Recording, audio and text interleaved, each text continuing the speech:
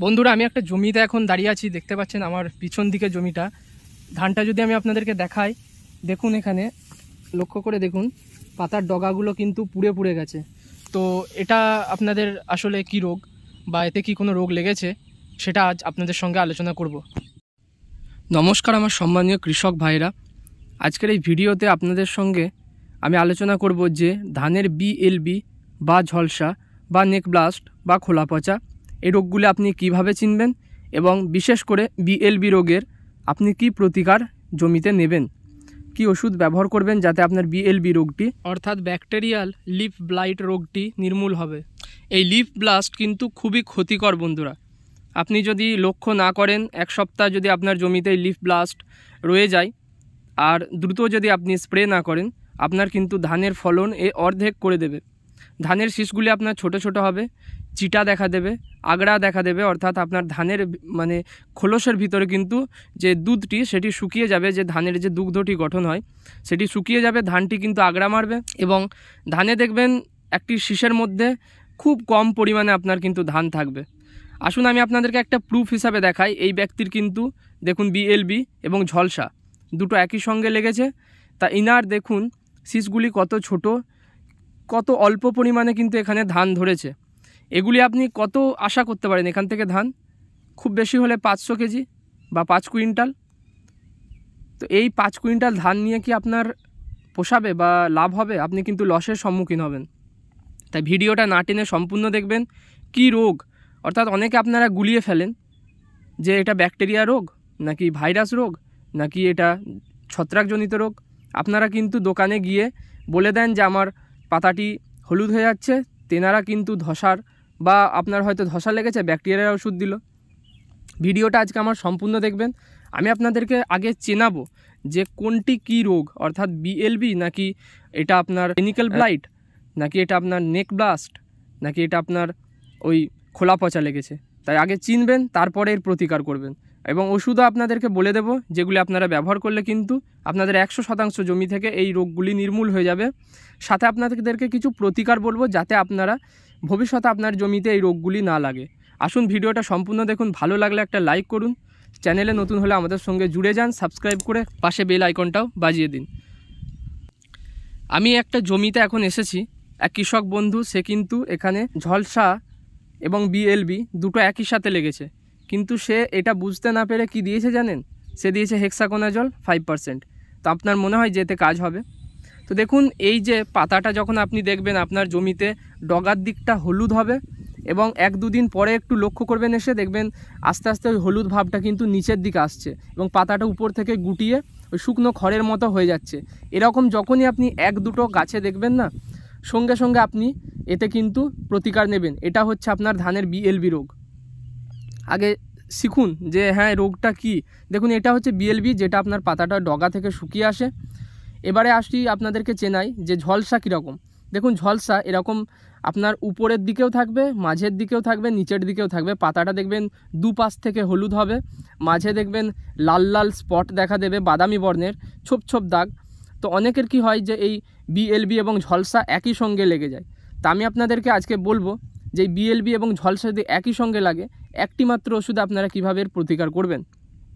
এবারে আপনাদেরকে বলি যে খোলা পচা। দেখুন, খোলা পচা আপনার এই দেখবেন পাতার নিচের দিকটা একদম গোড়ার দিকে এটা ধরে, দেখবেন পচা পচা হয়ে যায় পাতাগুলো এবং ওই যে শীষের পাশে খোলাটা, যে শীষের খোলাটা সেটা কিন্তু পচন ধরে। তো এটা আপনারা নির্মূল করবেন কিভাবে? দেখুন, রোগগুলি তো আপনাদেরকে বললাম, নির্মূল এবারে কিভাবে করবেন সেটা আপনাদেরকে জানাবো। আচ্ছা, এবার আমি আপনাদেরকে বলে দিই যে আপনারা এই রোগগুলি আপনাদের জমিতে কিভাবে আসা থেকে আটকাবেন। দেখুন, রোগাক্রান্ত জমির জল আপনার জমিতে প্রবেশ করাবেন না। ওয়েদার যদি খুব গরম থাকে তাহলে বিকেলের দিকে আগাম স্প্রে করে রাখবেন, রোগগুলি কিন্তু আপনার জমিতে কখনোই ধরবে না। এখন বাতাসের টেম্পারেচার কতটা? মোটামুটি দেখছেন 35 ডিগ্রি পেরিয়ে যাচ্ছে, 33-35। এই পরিস্থিতিতে কিন্তু এই সব রোগের আক্রমণ ঘটার সম্ভাবনা একদম 90-100%। এবং যাদের দেখছেন ওই খাস ধান, আমাদের এদিকে খাস ধান বলে, যেটা ওই বিরিয়ানি করা হয়, সে খাস ধান বা আপনার দেখবেন ভোগ করা হয়, আপনাদের পোলাও করা হয়, তো এই খাস ধানে কিন্তু বেশি পরিমাণে এই ঝলসা এবং বিএলবি রোগটি লেগে থাকে। এর পুরো অর্থ হচ্ছে ব্যাকটেরিয়াল লিফ ব্লাইট। অর্থাৎ আপনার ব্যাকটেরিয়াজনিত একটি ধসা রোগ। আসুন এর প্রতিকার আপনাদেরকে আমি জানাই। যদি আপনি বুঝতে পারেন পাতার দিকটা উপরের দিকটা শুকিয়ে আসছে ডগা থেকে, তাহলে আপনার ওটা বিএলবি। এর জন্য আপনি ব্যবহার করবেন হচ্ছে স্ট্রেপ্টোমাইসিন 6 গ্রামের যে পাউচগুলো পাওয়া যায়, 1 পাতা দেবেন। তার সঙ্গে আপনি কপার অক্সিক্লোরাইড বা কপার হাইড্রক্সি ক্লোরাইড, তো এই দুটোকে আপনি একসাথে পাঞ্চ করে মেশাবেন। কিংবা আপনি যদি বলেন একই ওষুধে 2 কাজ, তাহলে আমি বলবো আপনারা দেন কণিকা। এতে আছে কাসুকামাইসিন, তার সঙ্গে আছে কপার অক্সিক্লোরাইড। তো এতে আপনি কি হচ্ছে, একই ওষুধের মধ্যে দুটো কম্বিনেশন পাচ্ছেন। এতে আপনার ওই যে খোলা পচা এবং ঝলসা বা আপনি যদি বলেন বিএলবি, সমস্ত রোগগুলি কিন্তু একই ওষুধে সেরে যাবে। এবারে আসি আপনাদেরকে স্পেশাল ঝলসার ওষুধ একটি। দেখুন, স্পেশাল ঝলসার ওষুধ বলতে আপনারা যেটা ব্যবহার করে থাকেন বান, BAAN, এই বান ওষুধটিতে আপনার থাকে ট্রাইসাইক্লাজল 75%। ট্রাইসাইক্লাজল আপনার কিন্তু বহুদিন ধরে চাষিরা ব্যবহার করে আসছে। এটি আপনারা ব্যবহার করবেন, খুবই কম খরচ হবে। আপনি এটাকে ব্যবহার করবেন হচ্ছে 30 গ্রাম ব্যারেল পিছু, 16 লিটার ব্যারেল পিছু 30 গ্রাম ব্যবহার করবেন, আপনার ঝলসা রোগটি নির্মূল হয়ে যাবে। আচ্ছা, যেটা আপনাদেরকে বলতে আমি একটু ভুলে গেলাম, যেটা হচ্ছে কপার অক্সিক্লোরাইড এবং কাসুকামাইসিনের যে কম্বিনেশনটা বললাম, অর্থাৎ কণিকা, এই কণিকাটি আপনারা মেশাবেন হচ্ছে ব্যারেল পিছু দেবেন 30 গ্রাম। একটি 30 গ্রামের পাউচ পাওয়া যায় দেখবেন, কিংবা আপনারা যদি বড় ফাইল নেন 300 গ্রামের একটা ফাইল নেন, ওখানে 10টি পাউচ থাকে, 10 ব্যারেল আপনার হয়। তো এই একটি পাউচ 30 গ্রামের দিয়ে দেবেন, তার সাথে কিচ্ছু মেশাবেন না।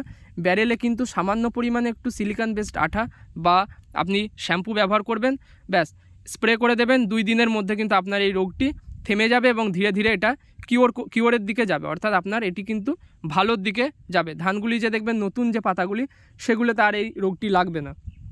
বিশেষ করে এই ঝলসা বা বিএলবি রোগটি আপনার পতাকা পাতায় লেগে থাকে, এবং পতাকা পাতায় যদি আপনার অসুস্থ হয়, যদি সুস্থ না থাকে, রোগাক্রান্ত হয়, আপনি কিন্তু ধানে অর্ধেক ফলন পাবেন, অর্থাৎ অনেকটা পরিমাণে আপনি লসের সম্মুখীন আপনাকে হতে হবে।